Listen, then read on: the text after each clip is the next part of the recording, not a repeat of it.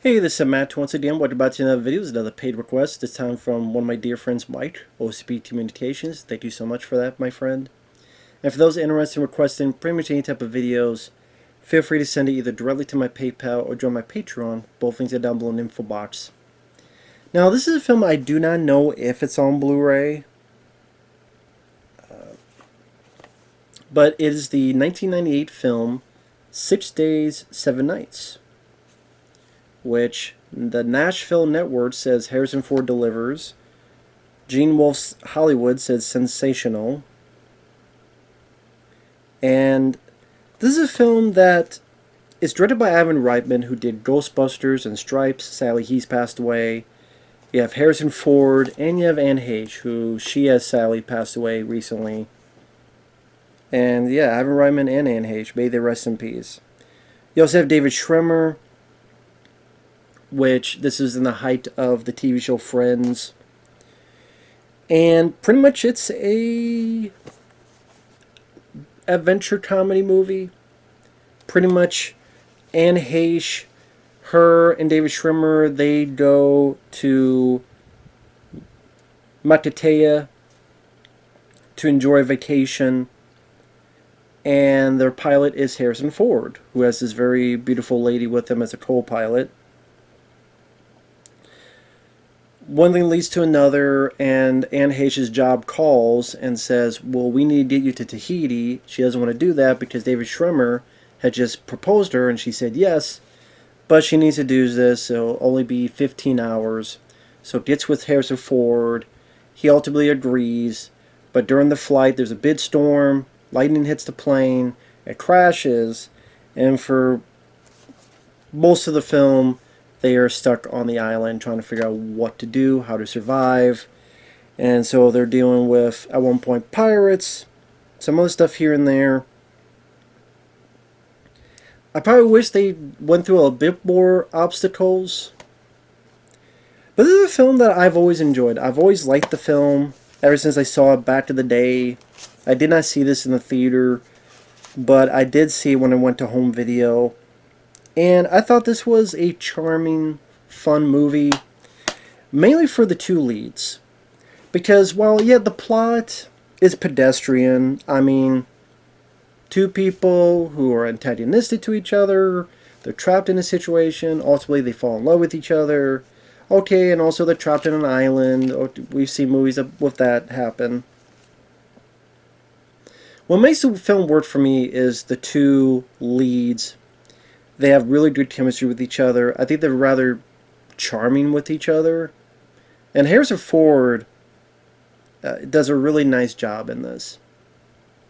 You do feel that he really cared about the project. He gets a lot of the laughs out of me. And Anne Heche, I thought, a lot of people make fun of her. At least they did in the heyday. And for what I understand, like, studios are kind of propping her to be maybe the next big star, maybe like the next Meg Ryan or something. But around the time of Volcano, I think she went to the premiere with Ellen DeGeneres, and then the studios are like, well, fuck, well, we can't sell her as, the love interest because people know she's gay. Because there were people back then that did care about that. And apparently at one point she was not going to be in this film. And apparently Harrison Ford said, no, she's the right woman for the job. Let's do it. Let's make the movie. And I know in an interview she has thanked Harrison Ford for helping her keep this job. But, I mean, that and the fact that Volcano and this film didn't do well at the box office also probably helped with Anne Heche not really getting a lot of big roles afterward. I know she had a big role in, what was it? Well, I know he did Last Summer, which was 97. Yeah, she didn't have a lot of big roles after this. But let's see, Harrison Ford and Anne Heche, they just worked very well together. They had some nice back and forth, and the chemistry was there. Harrison Ford's grizzled old pilot has that charm that just really elevates the film over average, in my opinion. Whether it be the first time we see him and Colin is playing a piece of rat shit, Or when he's getting drunk at the bar and he goes up to Anna Hayes, she's like, so how long you been here? And she kind of does a double take. Wait a minute. You brought us here. Oh, yeah, but that was so long ago. It's only been, I think it's the same day. But he's so damn drunk. Or later on when they're in the plane and during the storm and he finds out that she works for this magazine and it's like a ladies magazine. Know how to excite your man. You know how a woman gets a man excited? She shows up. That's it. We're guys. We're easy. And their back and forth is the best part of the movie. It's what makes the film fun. For example, well, can't you just fix the plane? Oh, sure, we'll just glue this back on. You can't do that kind of stuff? What kind of stuff? You know, like, you go out with a pocket knife. You go in, you bring back something else. No, I can't do that. I could do this, which I can't do. He like puts his finger in his cheek, does a pop. I could do that. Does that help? Or there's a bit where she finds this raft, and he's like, no, don't do it. And the raft opens up in the plane, and her face is squished to the window. So Harrison Ford goes up and goes, you don't stop acting like a lunatic? Fuck you! What was that? And she's doing like this, and he's like, ugh. And Harrison Ford looks and goes, yeah, that's what I thought you said. And, I mean, for a PG-13 movie, like, dialogue you would never get away with today. For example, like, they're sniping at each other, and Harrison Ford's like, you're not my type either, okay? Your ass is too narrow, and your tits are too small. And this is one of those times where, being a big Harrison Ford fan, which I am, Indiana Jones 1 through 4, The Fugitive, Regarding Henry, I don't mind Blade Runner, Witness is a good one, Air Force One, you know, Star Wars films, the first three. I even like Hollywood Homicide. A lot of people don't like that film. It's nice to see a star that you enjoy seeming like he's having fun, and that becomes infectious. Unlike, say, the new Indiana Jones film, where he's very old, he's very tired, he's 81 years old, he's struggling, he seems tired, he's playing a character that's being very sad because of the events that's happened in his life. Then he has this person not just overshadowing, but just belittling. Here, there's actual good back and forth even playing field, and you buy that they grow to like each other. Unlike, you know, the grandfather, goddaughter, whatever the hell, and the dial of dialysis. And they do go through some hurdles. Her getting put into the water, and there's something in her shorts. Oh, that's bad. And he puts his hand in, and she's like, better not catch you smiling. Then when she leaves, he smiles again. Or she accidentally uses the flare gun, and he gets flustered about it. Or they're following this map, hoping this is one island, but there's no beacon there. So then in the same shot, he goes to his bushes, and he just curses up a storm. And he walks out. I just want one goddamn thing to go right.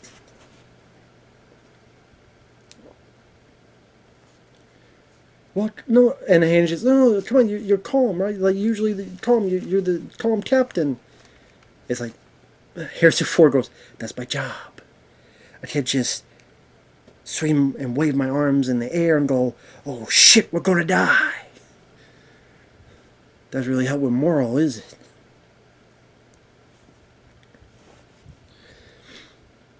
And like I said, if you don't care about that, I doubt you would care about the movie. Me, I did. I like both of them. They work well together. I will say, number one detriment to the film is they keep popping back with David Schwimmer. I get it. He just proposes this lady. they try to put it in there. I guarantee, because hey, we got the guy from Friends. Let's maybe prop up more footage because Friends is in its heyday. No one really gave a shit. And I don't hate David Schwimmer, but I really didn't care about his character. I didn't care about us going back again and again. I think it's also the showcase that, hey, if we didn't have this, maybe we would think Anne Heche's character was unlikable and a slut because, hey, there's this guy who's been nice to you and bought you a vacation, and if we never went back to him and we never found out what happened, oh my god, you're cheating on him. So I get that. I get going back to David Schwimmer to make it seem like, because he does the same thing. In fact, goes the extra mile where, well, Anne and Ford are starting to like each other. They kiss, but they stop it before they go any further. Here, David Schwimmer gets with Ford's kind of girlfriend, but not really, and they do have sex with each other. So, because David Schwimmer does that and went further, thus we don't feel as bad that Anne Heche and Harrison Ford kissed, and we don't hate the character going, why are you cheating on this guy? Well, this guy thinks you're missing or dead, and he cheated on you, and went all the way. Now maybe the girl to dislike David Schwimmer more and not dislike Anne Heche. I get the idea behind it. Either A, it could be implemented a bit better, a bit funnier, or B, cast someone else other than David Schwimmer. Like maybe if, like I don't hate David Schwimmer, but maybe if it was someone else, maybe if it was a different character where we do enjoy their shenanigans as this is going on. But on the flip side, we're so, at least to me, honed in on these two leads that just don't leave the island. Party's like, we don't want to leave the island. And I don't know, maybe you worked it where she does this, but she stops herself, comes back, and then David Schwimmer goes, I have something to confess. And then you see the girl, and, you know, I cheat on you. And maybe for people that come out of the blue, out of nowhere. I don't know, it just, I don't know exactly how to word it, how to work it out. It just, to keep going back to David Schwimmer stuff is not that interesting. His scenes were not that interesting. He wasn't that funny. He was doing kind of his character from Friends. I just expected, hey, people liked it on Friends, they liked it on this. To me, I'm indifferent on Friends. I don't like or hate the show. I'm indifferent on it. This, like I said, if I'm watching the film, I just fast forward those parts. I really do. To get back to the main story. They do have a bit with pirates in it, where pirates come to the island. I wish there was more with these characters, because there's like maybe 2 scenes. There's the first time we see them, and actually the 3 are people I recognize. The lead is Tamir Morrison. Sorry, I fucked up his name. I'm bad with names. He's a guy who is Boba Fett in the new the Star Wars prequels. Jango Fett he was. And then also played Boba Fett in the Boba Fett TV show. So he was Jango Fett in Star Wars Attack of the Clones, and then played his son, Boba Fett, in the new Boba Fett TV show. So it's funny, the Star Wars connection, Harrison Ford and this guy. Danny Trejo is one of them. You guys know who Danny Trejo is, Machete, among others. And the other guy is Cliff Curtis, who was in Live Free or Die Hard. He was the bad guy in Arnold's, Schwarzenegger's Collateral Damage. He's been in a lot of stuff. He was in a bit role in Deep Rising. He was in a bit role, I think, in Virus. He would pop up a lot. But pretty much, there's that scene there where they're being chased, shot at while they're on this raft. They get back to an island. There's a little bit of fight. And then they escape with the scene in the trail where Harrison Ford kisses her. I'm sorry, for kissing me? No, this, and pushes her off the cliff. And then you never really see the pirates till they leave. That's why I kind of wish that there was a bit more of them exploring the island. Maybe there's something on the island of uh, sort of some, not gold or anything, but like some type of thing that they find that, wow, no one has probably seen this for 100 years, and we're the first and only to see it. And or maybe some animals that they're chased by. They gotta get the hell out of there so they don't get killed by this animal or something. Like a little bit more obstacles for them to get over. Maybe even a few more fights with the pirates. Because the way to get away with the pirates is they fix the plane, they go up, they're shooting like shit. They accidentally shoot. It goes all the way back down, which reminded me of like a Looney Tunes cartoon. It reminded me of something like the Roadrunner would do, where the Roadrunner's trying to shoot, beep beep, and the the Coyote, Wildy Coyote. Sorry, switch around. A Wildy Coyote is shooting at. Although that'd be funny if you reverse it. Have they done that where the Roadrunner goes hunting for Wildy Coyote and Wildy Coyote's the good guy? They've never done that. That would be interesting, though. But anyway, you've seen those cartoons. Wildy Coyote, someone from Acme shooting at the Roadrunner. It goes up and shoots, but it blows back to his face. This guy here, like, they're the Wildy Coyote. They're shooting at the plane. It misses, falls back on them. They gotta jump, and the boat explodes. I'm like, I wish there was a bit more to that. Honestly, I would have been fine if, like, they're going up the plane gets hit, and then, like, screw it, they aim the plane maybe at the boat. Because in the movie, they're on a boat, and then they take over another boat. So maybe the boat, if there's two boats, maybe they blow up the bad guy's boat. They get on the other boat, they do a bit of fighting, and Harrison Ford fights Tamir Morrison, knocks his ass off, and maybe then she gives a nice hook or something, and alright, and they both sail back to to civilization. But I just wish there was a bit more with the pirates, a bit more of a battle, a bit more sequences involving them. This is labeled an action comedy, but there's not a lot of action in it. And it would have been nice to see a bit more perils for these characters to face. Because I enjoyed the two of them. I enjoyed their banter with each other. I enjoyed their back and forth with each other. So, like I said, I do wish there was a bit of more of that. Like I said, the two leads worked really well. I've repeated that multiple times. Harrison Ford looks like he's having a lot of fun. I also like the score by Randy Edelman. I think it fits rather well with the romantic elements of the movie. And Ivan Reitman, I mean, I like a lot of his movies. I don't like every movie he's done. My Super Ex-Girlfriend, I don't remember much, but the little bit I remember was I didn't care for it. I don't mind Father's Day. I like this movie more, though. I like Evolution. I think that's his most underrated movie. Junior is not that good. But yeah, Twins, Kindergarten Cop, Stripes, like I said, Ghostbusters. Ghostbusters 2 I like. And like I said, did quite a few films I do enjoy. Not every one of them, but a good chunk of them. And he's greatly missed. Same with Anne Heche.